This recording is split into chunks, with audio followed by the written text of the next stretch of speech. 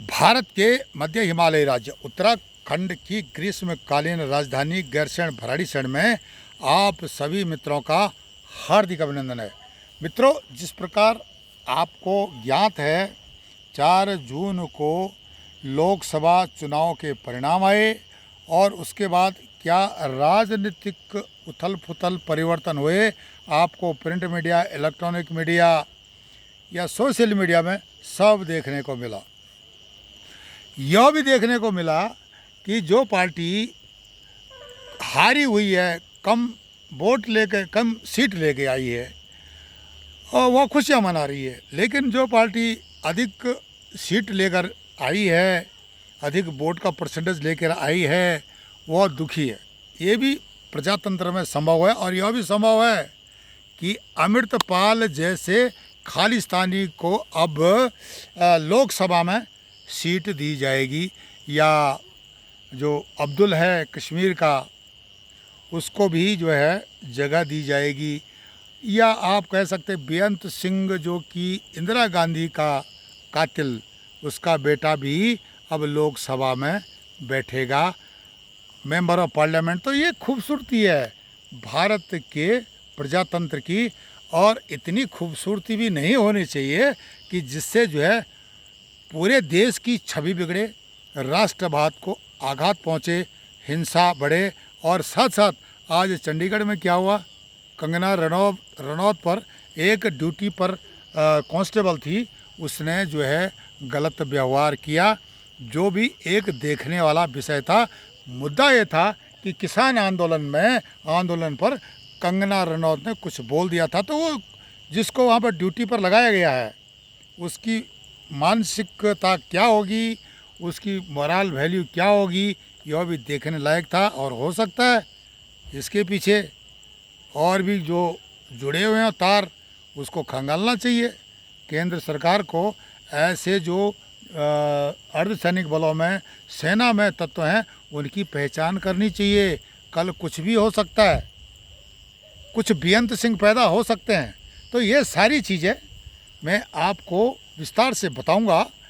मेरा नाम मदन मोहन ढोंडियाल है और ई गैरसैंण के माध्यम से भारत के आंतरिक बाह्य राज्यों के विषय तथा अंतर्राष्ट्रीय विषयों पर हम आपको काफ़ी कुछ बताते रहते हैं, चाहे वो आर्थिक, सांस्कृतिक, राजनीतिक, सामाजिक हो, किसी भी प्रकार का विषय हो।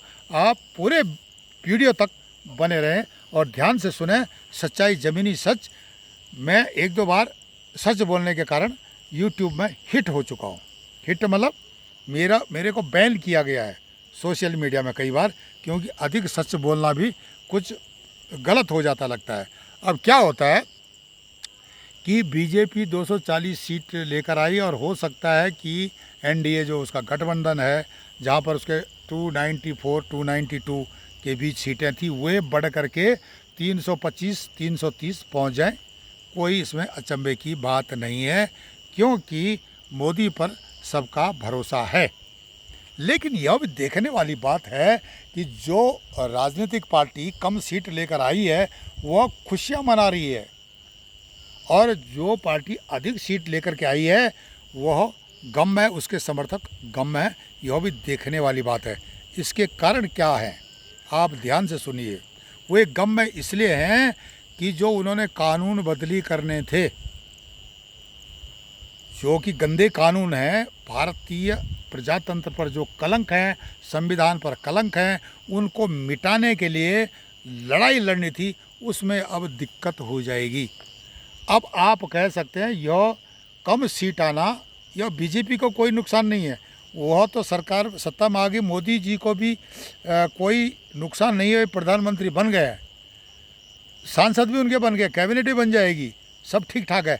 पर लेकिन जो राष्ट्रवाद पर चोट हुई है, सनातनियों पर चोट हुई है, वो असहनीय है। क्योंकि उत्तर प्रदेश में बहुत बड़ा खेल हुआ था, और उस खेल को समझने के लिए उस समय चुनाव से पहले, चुनाव के बीच में, चुनाव से 1 साल पहले जॉर्ज सोरस क्या कर रहा था, किस प्रकार की मंत्रणाएं चल रही थी, जिहादी तत्व किस प्रकार से सक्रिय थे, यह सब वहाँ पर क्रियाएं चल रही थी। क्योंकि उत्तर प्रदेश से ही अधिक सीटें आती हैं, हार जीत का मुकाबला उत्तर प्रदेश ही अधिकांशतः करता है, बशर्ते कि उत्तराखंड से पूरी की पूरी सीट बीजेपी ले गई। उड़ीसा से, मध्य प्रदेश से, दिल्ली से, अनेकानेक राज्यों से बीजेपी को बढ़त मिली। उसने वहाँ पर जो है बहुत अच्छी परसेंटेज वोट की ली और लोगों का समर्थन लिया। लेकिन जिस प्रकार उत्तर प्रदेश में खेल खेला गया और एक धोखा बोल सकते हैं किया गया, वो असहनीय है। इसके लिए सारे राष्ट्रवादियों, सनातनियों को दुख है।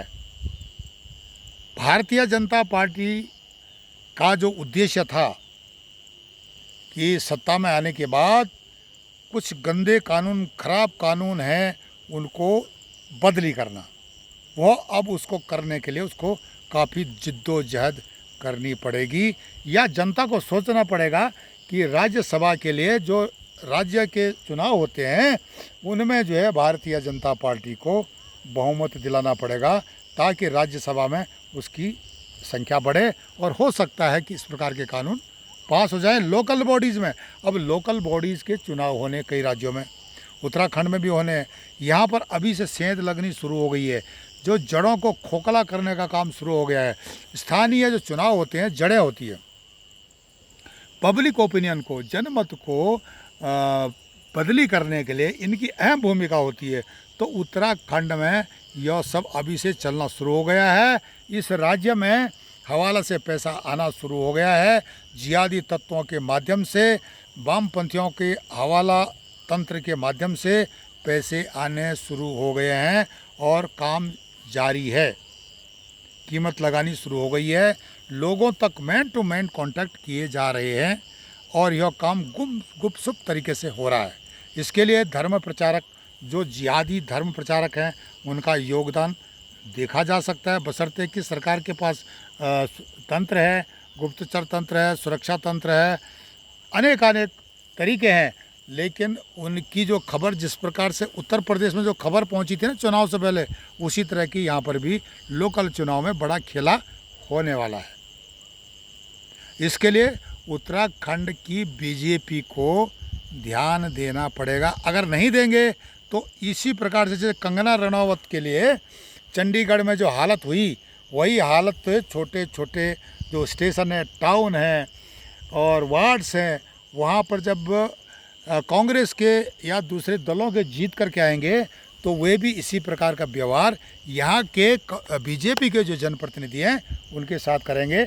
याद रहे कंगना रनौत का जो स्टेटमेंट, उन्होंने कहा कि आतंकवाद पंजाब में पनप रहा है। बिल्कुल सही कहा कंगना रनौत ने, पंजाब आतंकवाद से ग्रस्त है और इसमें जो हमारे कानून हैं, हमारी कमियां हैं जो संविधान के अंदर, इनकी अहम भूमिका है। इसको हम तभी दूर कर सकते हैं जब इनमें जो है कानूनों में बदलाव हो सके और पार्लियामेंट से, संसद से बिल पास हो। इसके लिए जनमत चाहिए। जनमत के लिए जनता को समझना पड़ेगा क्यों ऐसी हरकतें होती हैं, क्यों राष्ट्रद्रोह, देशद्रोह, ये छोटी छोटी लालच में आकर के, छोटे छोटे लालच में आकर के आप लोग अपनी जो है सुरक्षा को खतरे में डालते हो। कंगना रनौत एक राजनीतिक तौर पर नहीं बोल रहा हूँ, लेकिन सामाजिक तौर पर एक जुझारू महिला है और आलोचना भी होती है, आलोचना भी सुनते हैं, हम भी सुनते हैं, आप भी सुनते हैं। लेकिन उनकी जो है गरिमा तब देखी गई जब उन्हें उनका घर जो है तोड़ा गया शिवसेना द्वारा मुंबई में, और उसके बाद भी उन्होंने डट करके जिहादी तत्वों का, राष्ट्रद्रोही तत्वों का, जो राष्ट्रवाद में भरोसा नहीं करते हैं, उन तत्वों का मुकाबला किया। इसके लिए कंगना रनौत को सैल्यूट है। अब जो वहाँ पर जो कांस्टेबल ने उनके साथ गलत व्यवहार किया चंडीगढ़ में, तो उस पर जो है सरकार को सोचना पड़ेगा या उनके वरिष्ठ अधिकारियों को सोचना पड़ेगा, कहीं यह आईएसआई स्लीपर सेल से इसके कांटेक्ट तो नहीं है। और इस प्रकार के कितने तत्व जो पैरामिलिट्री फोर्स में या सेना में अर्धसैनिक बलों में जहाँ जहाँ भी है, पुलिस में है, इन पर क्या सरकार निगरानी रखती है, इन पर जो है इनका असेसमेंट होता है। जिस प्रकार से उत्तराखंड में यहाँ पर जाल फैला हुआ है धर्म प्रचारकों का, जिहादी सोच के लोगों का, गजवाए हिंद की सोच को लोगों का, उस पर भी नज़र रखनी पड़ेगी। अगर सरकार इन पर नज़र नहीं रखती है तो ये घटनाएं होती रहेंगी। इंदिरा गांधी के साथ हो चुका है, कई और कांड हो चुके हैं। बेअंत सिंह का लड़का जो है चुनाव जीत के आ रहा है, जो कि इंदिरा गांधी का हत्यारा था। सिमिलरली अमृतपाल जो कि खालिस्तानी मूवमेंट को सपोर्ट करता है, वह भी यहाँ पर चुनाव जीत के बैठेगा पार्लियामेंट में। तो पार्लियामेंट की स्थिति क्या होगी आप समझ सकते हो। भारतीय जनता पार्टी को आज की तारीख में एक एकाग्र होकर के मंथन करने की ज़रूरत है। भारतीय जनता पार्टी के अंदर क्या चल रहा है और आने वाले समय में अपने को सुदृढ़ करना, मतलब भारतीय जनता पार्टी सुदृढ़ होती है तो राष्ट्रवाद भी सुदृढ़ होता है, यह हमारा मानना है।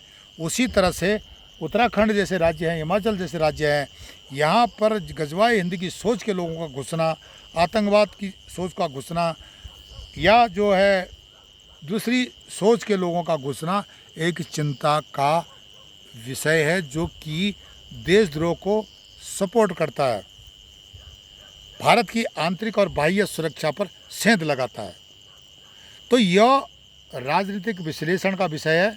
विश्लेषण करने वाले बहुत हैं, बड़ी बड़ी बातें करते हैं, लेकिन जिस प्रकार आप देख रहे हो कि पार्लियामेंट के अंदर किस प्रकार के लोग घुस रहे हैं, किस प्रकार से समाजवादी पार्टी, जिसका इतिहास सबको पता है, रोहिंग्या बांग्लादेशियों को शरण देने वाली, उनका आधार कार्ड बनाने वाली पार्टी को एक बहुत बड़ा भो मैंडेट मिला है उत्तर प्रदेश में। यह भी एक सोचने का विषय है।